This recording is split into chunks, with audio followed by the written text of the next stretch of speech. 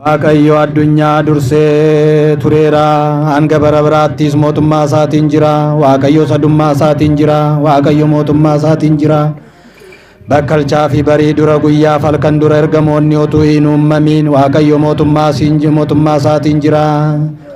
Samiiwwan osoo hin diriirin, fuulli lafaa osoo hin mul'atin, biqiltoonni osoo hin biqilin Waaqayyo mootummaa isaatiin jira.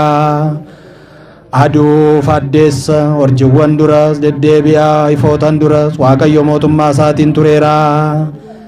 Beelladoota socho'an dura simbirroolli balalli'an dura bineensota galaanaa dura Waaqayyo mootummaa isaatiin jira.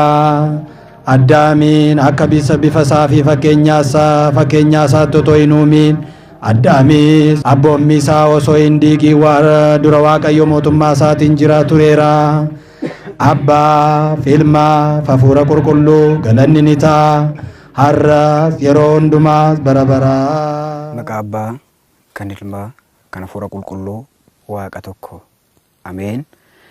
Isa sodaachisaaf isa naasisaa teessoo Waaqayyo fuuldura dhaabattanii Waaqayyo Gooftaan kennaa isinii kenneef uummataaf kan kadhattan abboota koo luboota akkasuma tajaajila hafuuraatiif yeroo hunda kan ariifattan obboloota koo daaqonoota akkasuma shakkii fi dogoggora kan hin qabne amantaa Ortodoksii Tawaahidoo keessa jiraattanii gad of qaqqabuudhaan mana kiristaanaa qulqulleettii kan tajaajiltaniif humna keessaniin qabeenya keessaniin kan gargaartan obboloota koo maatii Kiristoos hundumti keessan kiristaanonni akkasuma yeroo kanatti sagalee kan mana keessan teessanii jecha Waaqayyoo kana dhagaa kan jirtan hundumti keessaniyyuu nagaan Waaqayyoo isiniif haa ta'u akkam jirtu. Ameen. Waaqayyo Gooftaan keenya akka gaarummaa isaa akka dhiifama isaatti bakka jirrutti nu tiksee nu sooree guyyaa kanaan kan nu gahe Waaqni abbootii keenyaa maqaan isaa kan galatame nuuf haa ta'u. Egaa yaa uummata Waaqayyoo guyyaa har'aa mata duree barumsa keenyaa taasifannee kan waliin barannuu fi akkuma sirna galatoo guyyaa har'aa irratti dhageenyetti Wangeela Yohaannis boqonnaa 3 lakkoofsa 5 irratti jecha jiru waliin ilaalla. Innis namni lammaffaa bishaanii fi hafuura qulqulluu irraa hin dhalanne yoo ta'e mootummaa Waaqayyoo arguu hin danda'u jedha. Namni lammaffaa bishaanii fi hafuura qulqulluu irraa hin dhalanne yoo ta'e namni lammaffaa bishaanii fi hafuura qulqulluu irraa hin dhalanne yoo ta'e mootummaa Waaqayyoo dhaaluu hin danda'u jedha. Egaa Waaqayyo Gooftaan bara kakuu moofaa keessa abboota raajota kaasee bara kakuu haaraa keessa immoo abboota duuka buutota kaasee ummata isaa barsiisaa kan ture gidduu keenyatti argamee bakka jirrutti laphee keenya nuuf banee jecha isaa akka barannu akka gara isaatti deebinu akka daandii isaa beeknu akka nu taasisu eeyyama isaaf jaalala isaa nuuf haa ta'u. Egaa namni bishaanii fi hafuura qulqulluu irraa hin dhalanne yoo ta'e mootummaa Waaqayyoo dhaaluu hin danda'u jedha. Wangeela Yohaannis boqonnaa 3 lakkoofsa 5 irra jecha jiru jechuudha. Kanaaf egaa lammata dhalachuu jechuun maali? Bishaaniif hafuura qulqulluudhaan dhalachuun maaliif barbaachise? Eenyudhaaf jechi kun dubbatame isa jedhu barumsa keenya keessatti allaa jechuudha.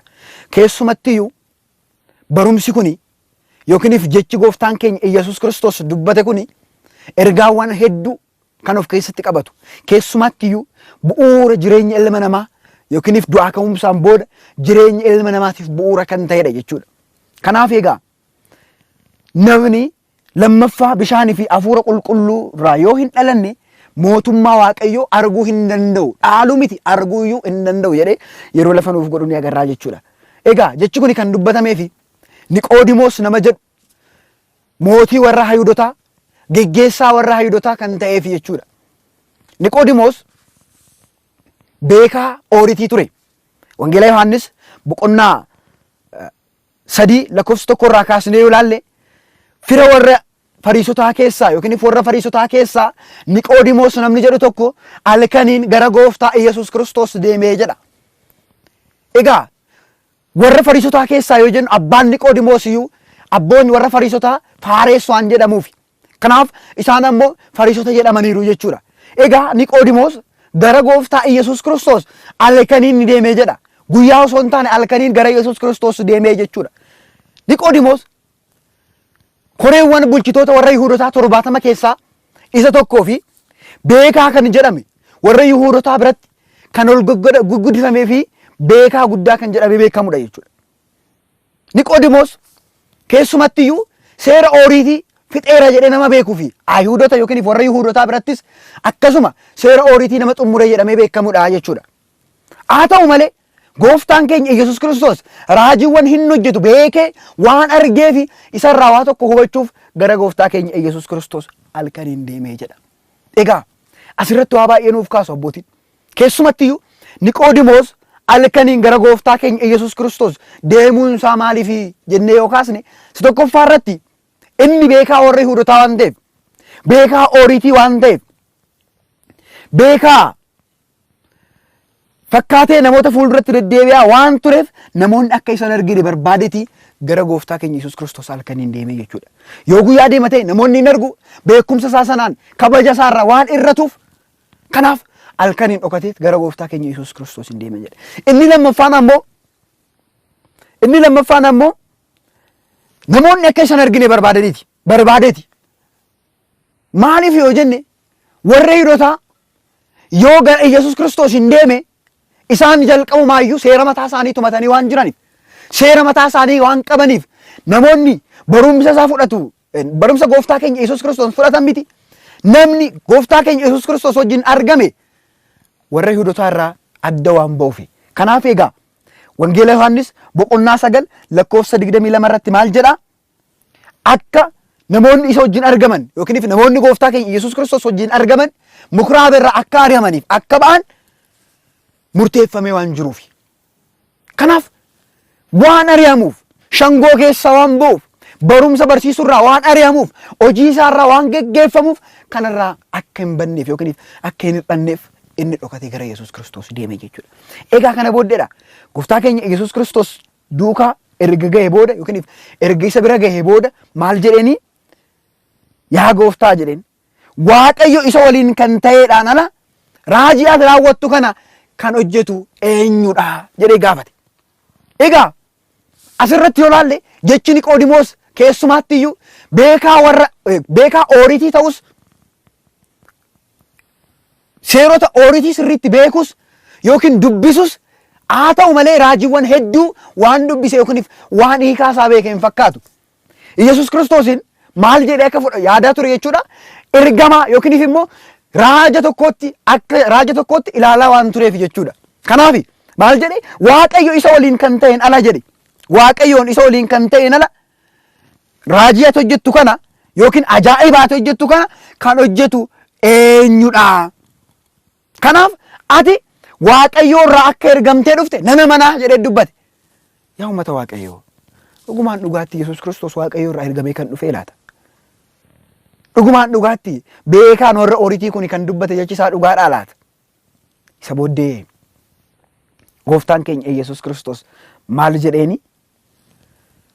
Amantaan isaa dadhabaa ta'uu isaa yeroo argu, beekumsi isaa gadi bu'aa ta'uu isaa yeroo argu, agam akka beeku hubachiisuudhaaf dandeettii isaa agam akka ta'e Niqoodimoos akka of madaaluuf maal jedhee itti dubbate gooftaan keenya Yesuus Kiristoos?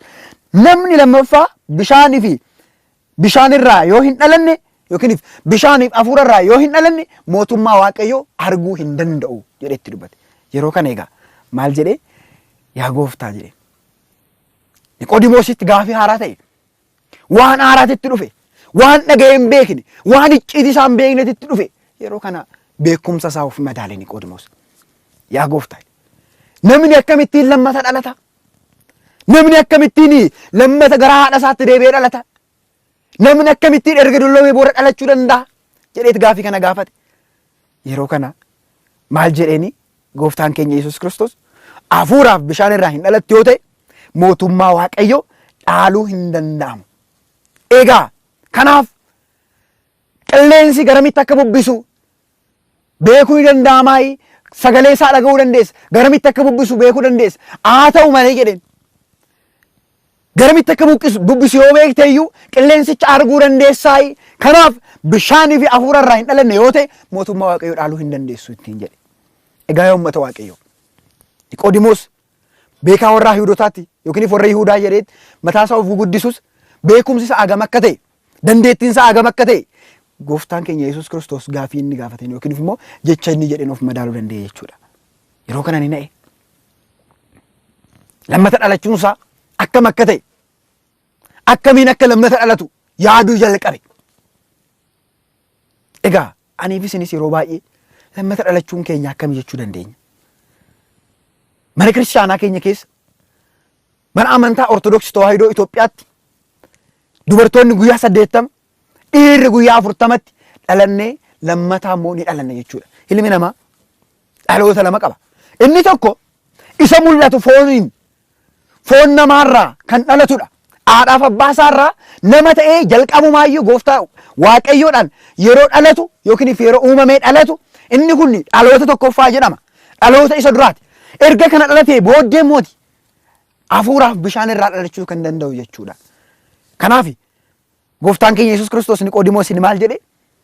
Bishaan hojii bishaan foon hojii foonii ni hojjeta. Foon amala foonii qaba. Hafuura irraa dhalachuun keessa immoo amala hafuurummaa si argachiisaa jedhe. Hubachuu qabna yaa uummata Waaqayyo. Bishaan irraa yoo dhalanne bishaaniif hafuura irraa yoo dhalanne aniifis maal argachuu akka qabnu maal argachuu akka dandeenyu fi foon irraa yeroo dhalanne immoo foon ta'uu keenya beekuu qabnaa jechuudha. Ilma namaa dhaloota fooniitiin abbaa fi haadha isaa irraa yoo dhalatu amala foonummaa qabaa jechuudha. Harkaan qabamuu, ijaan mul'achuu isa kana ni qaba. Hafuura qulqulluu bishaan irraa yoo dhalatu garuu akkasuma qilleensa isa mul'anne sanaan akkuma waan baay'ee argannu hafuura qulqulluu irraa yeroo dhalannus waa baay'ee argachuu dandeenya uummata Waaqayyoo. Waan baay'ee argachuu dandeenya. Egaa kanaaf egaa keessumatti iyyuu bishaaniif maaliif gooftaan keenya Yesuus Kiristoos namni bishaaniif hafuura irraa hin dhalanne yoo ta'e mootummaa Waaqayyoo arguu hin danda'u jedhee maaliif dubbate? Walitti dhufeenyi bishaaniif hafuura qulqulluu maali jennee kaasuu dandeenya jechuudha. Jalqabumaayyuu jedha. Guyyaa addunyaan kun uumamte hafuurri qulqulluun bishaan irra ture jedha.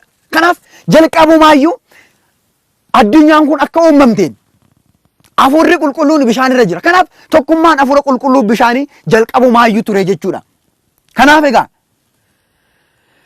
jalqabumaa bishaan irraa argachuu kan qabnu yookiin immoo bishaaniif hafuura irraa argachuu kan qabnu kennaa hedduun ni jira jechuudha.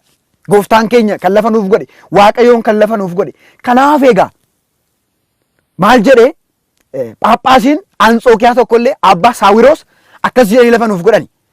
Kitaaba amantaa boqonnaa 87 lakkoofsa 16 fuula 276 irratti yoo ilaalle cuuphaadhaan dura hafuurri qulqulluun bishaan irra akka ture barreessee lafa nuuf godhee ture jechuudha. Kanaaf bishaan fi hafuurri qulqulluun jalqabumaayyuu addunyaan kun yeroo uumamu guyyuma jalqaba wajjin akka turan hubachuu qabnaa jechuudha. Kanaaf egaa raajichi Hisqeel illee maal jedhe? Bishaan gaariin isinitti facaasa. Isin cubbuu keessan hunda irraa qulqullooftu. Waaqa tolfamaa keessan irraayis isinan waama. Laphee haaraas isiniifan laadhaa. Hafuura haaraas isin keessan jiraachisaa jedheen Waaqayyoon yeroo raajicha Hisqeel irra buleetoo uummata isaa barsiisu ni agarraa jechuudha. Boqonnaa 36 lakkoofsa 25 irratti. Kanaaf cubbuu keenya irraallee qulqullaa'uuf gaabbii gallee dhalannee lammata gara Waaqayyootti deebi'uudhaaf aniif isin bishaaniif hafuura irraa dhalachuun barbaachisaa jechuudha. Kanaaf egaa jalqabumaayyuu hafuura qulqulluudhaan cuuphamuu keenya yookiin hafuuraaf bishaaniin cuuphamuun keenya walitti dhufeenyi hedduu qabaa jechuudha. Kanaaf maal jedhe gooftaan keenya Yesuus Kiristoos? Qilleensi gara barbaadetti qilleensa. Achuma boqonnaa 3 lakkoofsa 8 irratti yoo ilaalle qilleensi gara barbaadetti ni socho'a. Kanaaf egaa qilleensa ijaan arguu hin dandeessu. Mukeen inni raasuun, hojii inni hojjetuun qilleensa arguun ni danda'ama. Isaan ala garuu qilleensa arguun hin danda'amu. Harkaan qabachuun hin danda'amu. Hojii isaa arguu dandeenya. Garamitti akka bubbeessu mukeen yeroo raasu arguu dandeenya. Kanaan ala garuu waa tokko arguu hin dandeenyu. Yoo seeraan itti fayyadamnes akkasuma qilleensi bu'aa hedduu qabaa jechuudha. Kanaaf egaa gooftaan keenya Yesuus Kiristoos qilleensi gara barbaadetti bubbisa. Yeroo jedheetoo Niqoodimoos hin barsiisu ni agarra. Egaa hafuurri qulqulluuf qilleensi walitti dhufeenyi isaanii maali? Yookiin immoo maaliif fakkeenya kanaan fakkeesseti? Yeroo baay'ee gooftaan keenya Yesuus Kiristoos yeroo uummata isaa barsiisu lafa kanarra deddeebi'ee yeroo barsiisaa turetti keessumatti iyyuu fakkeenyaan jechuudha. Fakkeenyaan barsiisaa ture. Isa keessaa Niqoodimoosis beekumsi isaa gadi bu'uu isaa yeroo argu akkasumaan beekaa ooritii ta'ee mul'achuu isaa yeroo argu gooftaan keenya Yesuus Kiristoos maal godhe? Qilleensaaf fakkeessee barsiisuu jalqabe jechuudha. Jalqabe egaa qilleensi tokkoffaa irratti qilleensi maal qaba? Sagalee qaba. Sagalee qaba.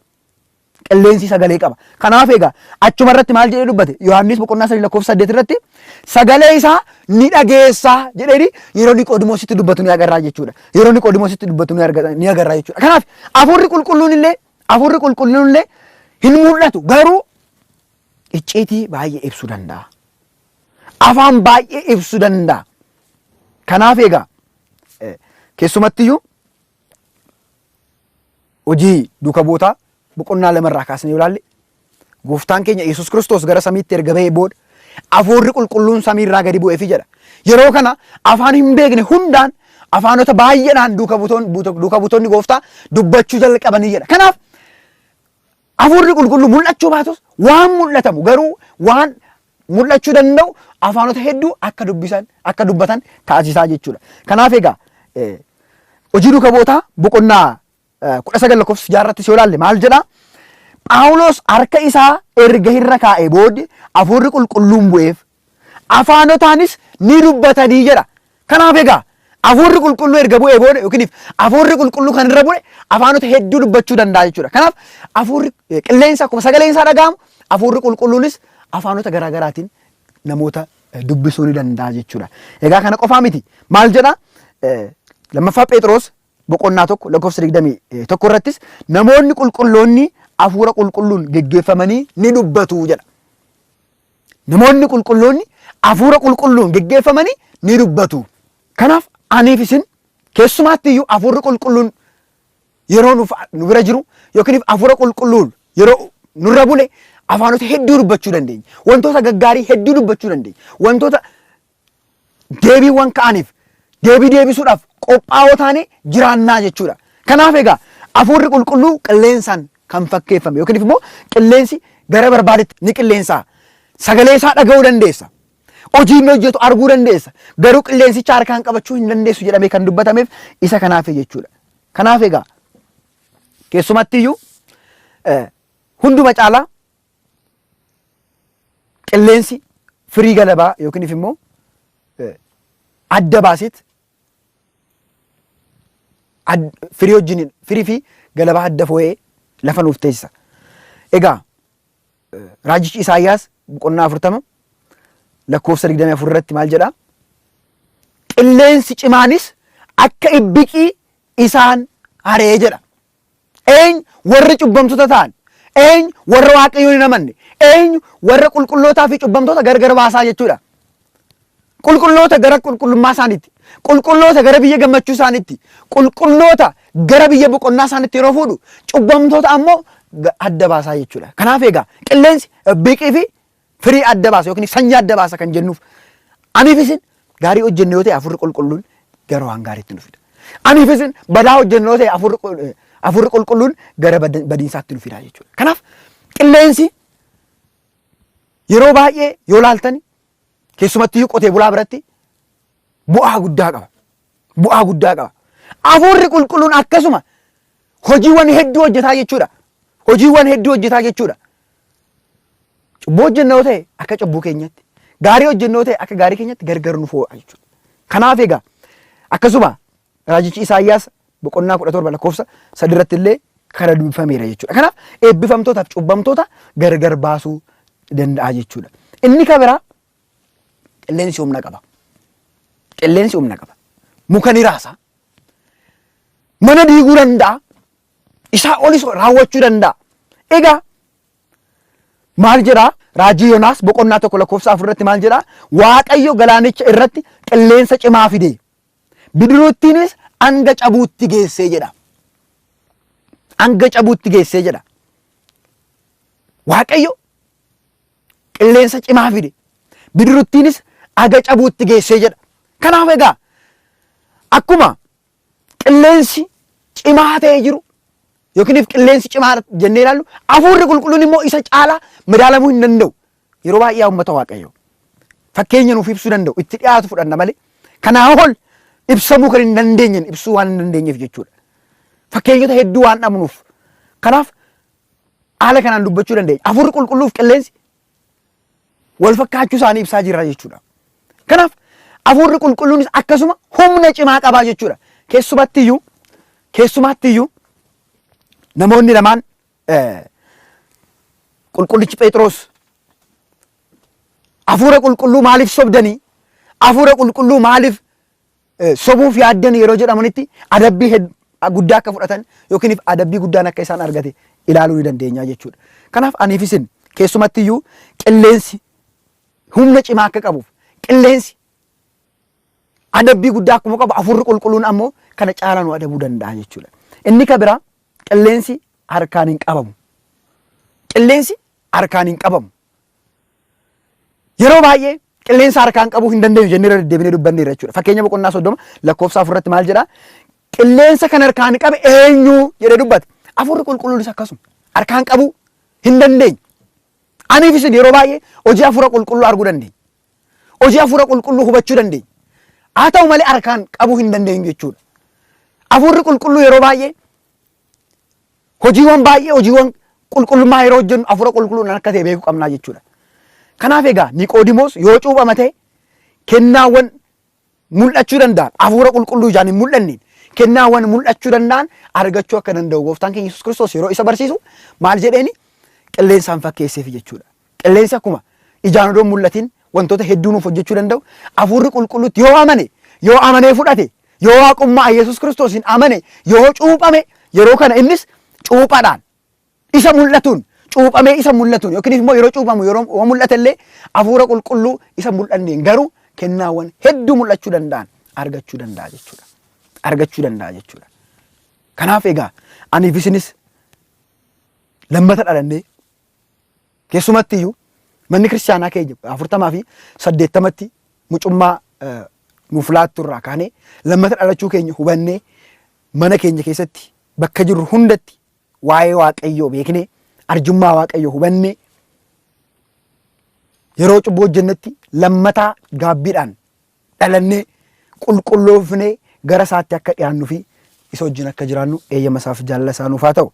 Egaa Waaqayyo gooftaan yeroo hunda namoota lammata hin dhalanne keessumaattiyyuu kiristaanota xixiqqoo kan ta'an gara isaatti deebi'anii baratanii waamtota maqaasaa dhaaltota samii isaa akka ta'an eeyyama isaaf jaalala isaa nuuf haa ta'u. Aniif isinis lammata dhalannee mana isaa keessa aga bara baraatti akka jiraannu eeyyama isaaf jaalala isaa nuuf haa ta'u. Galanni Waaqayyoof haa ta'u.